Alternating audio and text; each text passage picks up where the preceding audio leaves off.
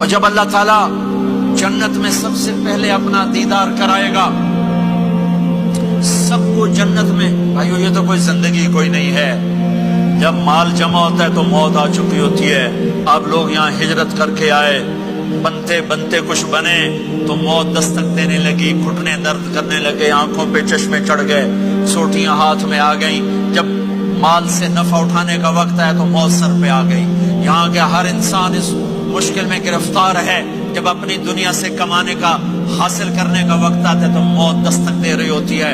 اور موت تھوڑا پیچھے ہٹ جائے تو بڑھاپا تنگ کرنے آ جاتا ہے، بیماریاں تنگ کرنے آ جاتی ہیں، پریشانیاں سر پہ آ جاتی ہیں. موت کے بعد اگر اللہ راضی ہو گیا تو جنت کی زندگی شروع ہونے والی ہے. جنت کی زندگی شروع ہونے والی ہے جس میں اللہ تعالیٰ سب سے پہلا جو ویلکم کرے گا جنت والوں کو، وہ یہ نہیں کہے گا میرے ایمان والے آ گئے، تہجد والے آ گئے، نمازی آ گئے.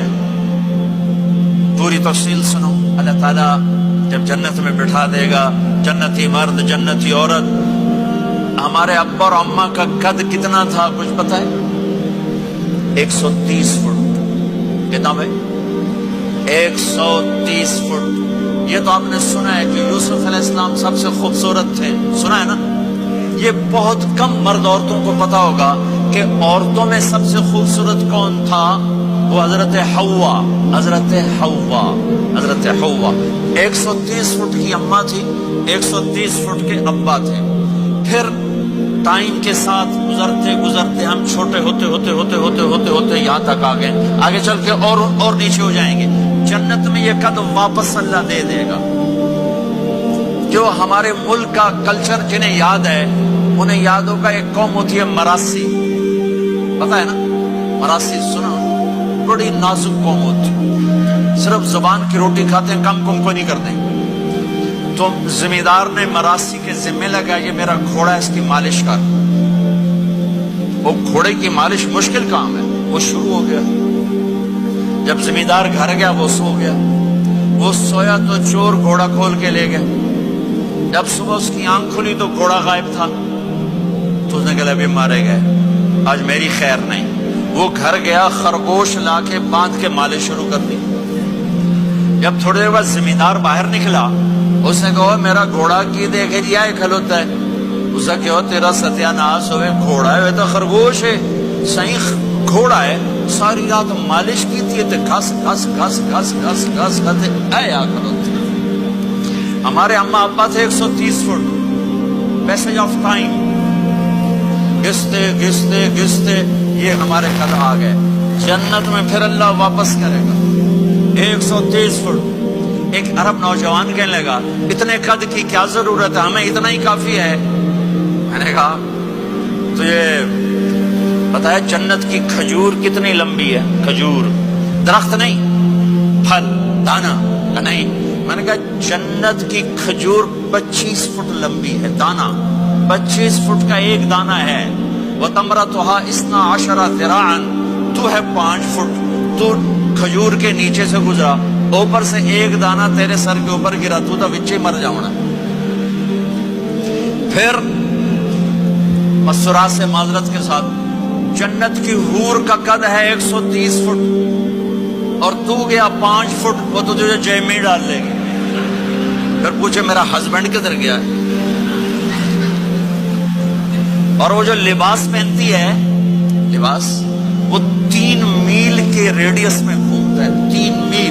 3 مائل کے ریڈیس میں اس کا لباس گھومتا ہے. کسی ایک کو جج پا کے انہیں بھول جاؤنی کہ ہسبینڈ گیا کدھر. لہذا تمہیں بھی 130 فٹ کرے گا، ان کو بھی 130 فٹ کرے گا.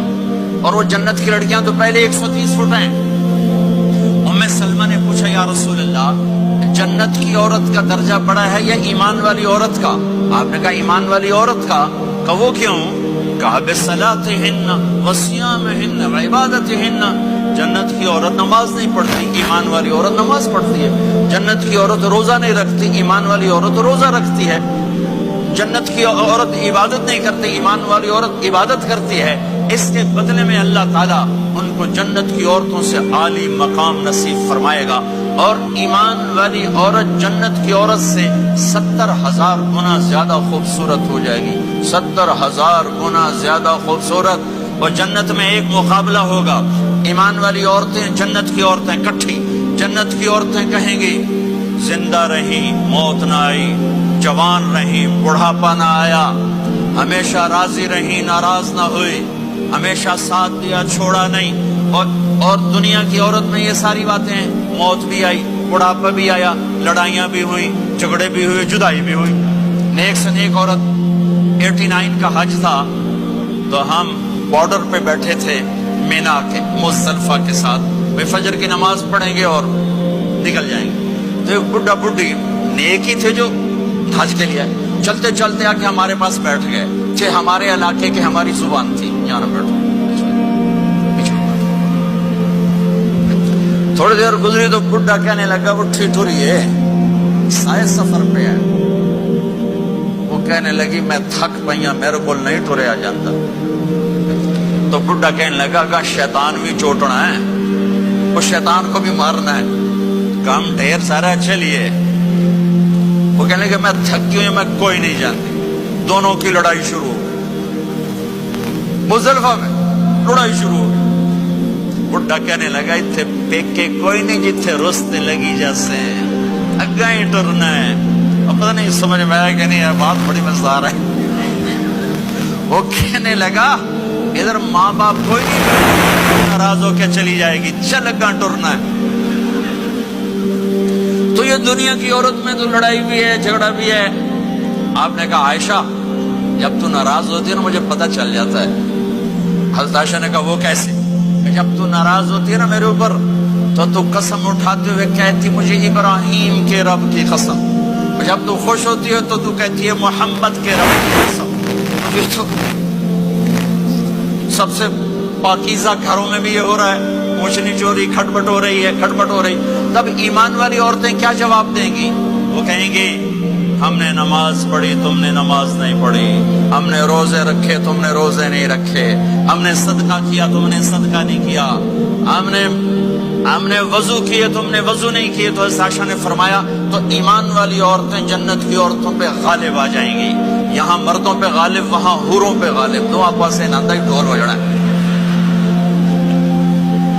تو اللہ جو سب سے پہلا ٹائٹل دے گا، جنت کی ساری نعمتیں ہوں گی اور نوکر آ کے سلام کریں گے سلامن سلاما، اس کا ایک نشہ چڑھے گا۔ پھر فرشتے آ کر کہیں گے سلامن سلاما، اس کا ایک اور نشہ چڑھے گا۔ پھر ایک دم میرے رب کا عرش کھلے گا اور اللہ سامنے آ کر کہے گا سلام قولا من رب الرحیم، میرے بندے بندیوں تمہارا رب تمہیں سلام پیش کرتا ہے اور مرحبا بالصادقین، اور سچے بندوں کو ویلکم کرتا ہے۔